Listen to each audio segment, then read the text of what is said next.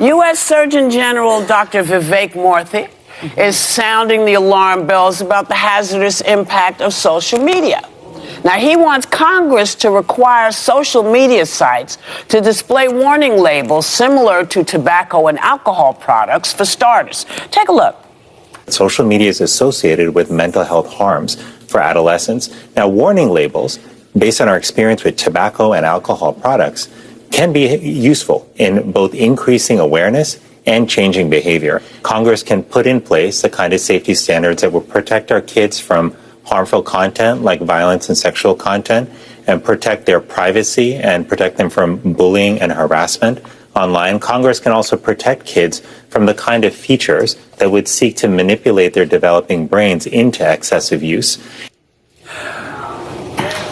Yeah, that's probably all true, Yeah. you know, but it would really be helpful if Congress could actually get their act together and make some laws. Yeah. Regulations. You know, because we can say all of this, but, you know, the monkey's out of the cage, man. Yeah. The monkey's out the cage. Yeah. And adults also need to be aware and heed these warnings as well, don't you think? Absolutely. And I think it's a right first step to do a Surgeon General's warning, but they need to do much more actionable things. If you've heard of Jonathan Haidt's Anxious Generation, this book that is just, it's blowing up because it talks about how while there was a rise in phone-based childhood, we lost independent play at the same time. That's why so many of us say we went outside and never came back in. And kids are not the same. There's a lot of parental supervision. There's a lot of screens. And so they saw a rise, 134% increase in anxiety since 2010, 106% increase in depression. And so it talks in this book, it gives you a great outline of advice of how to handle this, like giving children more time to play with children where you're not hovering over those kids, kind of like we did a la the 80s and 90s. But then also, don't give them smartphones. If they have to have contact with you, giving them, I guess they're called dumb phones or gap phones.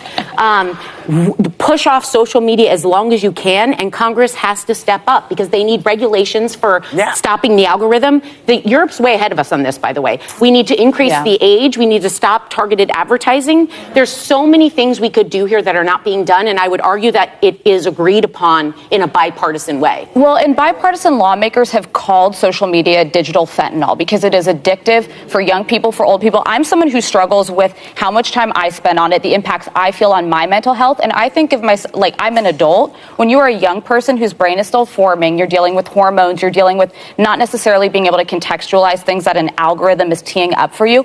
It can be a very dangerous place. The rates of self-harm, suicide, but also body image issues, anxiety and depression. We are failing a generation of young people if we don't try to get our arms around it. But Dr. Murphy says something important in this New York Times piece he wrote, which is the parents, I think, are trying to help, but the onus can't be all on them. This is where Congress needs to come in. But Congress also hasn't done major tech reform in over 20 years. And they tend to, when we watch these hearings, they don't seem to even have their arms around it. An immediate first step is there are apps that you can have your kids download that actually cut off social media after a certain amount of time. Because he writes that after 3 hours, there's a detrimental impact on your health and wellness. So that's a first step parents can implement, but it is a crisis and we're asleep at the switch. I think you're right. I mean, there are so many things as parents that we can do. Cutting screen time is very important. It really will change your life. It will change your family's dynamics. It will change the lives of your children. I think 3 hours is actually a lot of screen time. You know, my kids have a little less than that. I also will say, you know, my problem is we can do what we can do as parents, and we're on top of it. But what... Looking at the U.S. Surgeon General, Dr. Murthy, we all see that he is talking about the tobacco, about alcohol. If the Congress can come onto a compromise and put a more restraint on alcohol and tobacco on the social media, is going to help the kids, like not to be given too much advertisement, because that's encouraging young people on social media, and that will reduce a lot of violence, a lot of wrong sex. It's going to reduce crime rate. So, the U.S. Surgeon General was really emphasizes on this. So we are women in their view all have their own point of view. According to them, which is true, parents also have to restrict their children from social media. According to them, a child should be allowed to for social media 3 hours a day. After that, the parents can stop it. Because if you let them be, they will abuse it. It is known that after more than 3 hours on TV, on the social media, even on your phone, you start undergoing depression. So too much of phone, too much of watching, too much of the TV on the screen is not very good. That's why since 2010, when smartphones started coming in, the rate of depression have increased, the rate of suicide have increased. So if parents can put a stop, and parents have a role to play on their children by doing that, according to the women in the view. Because if the parents really put a role on that, according to Whoopi, some parents are afraid to tell their children because their kids are going to be angry with them. Whoopi said that her mother used to tell her that, "You're not my friend. I'm your mom, so I'm not your friend." So, for example, the mother will tell them that. So if they ask you to go, if your friend jump through the roof and your friend asks you to jump, so you're going to jump. So the mom is always trying to discipline them, which most people are not disciplining their children. Most people are just letting their children be, and which is not a good impact on their kid.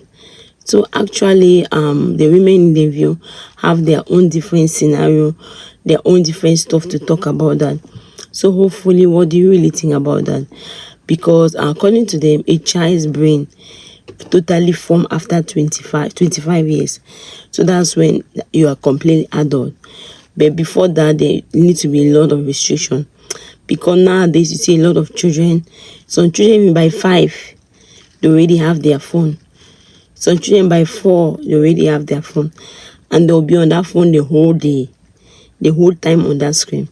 So it's absurd that this type of generation, which type of generation are they going to try to bring?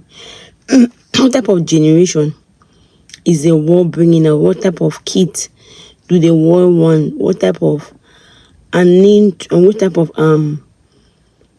what type of leaders are the kids going to become? Are they going to become that leaders that just want to sit on phone every day? So according to the women in the view, the Congress really have to do something, and the Congress have to do it so fast. They talk about AI also. AI is a lot of lie. It brings a lot of stuff, so people have to be aware. According to Joy Bear, she went to the she was shopping, and she saw something about buying that. It was even false because they did not show the complete video. The only video that they showed was a lady just pulling him to come. It's like he was walking stranded. They didn't show the other side that he was speaking to the people. So actually, they will just cut. The social media just cut and paste.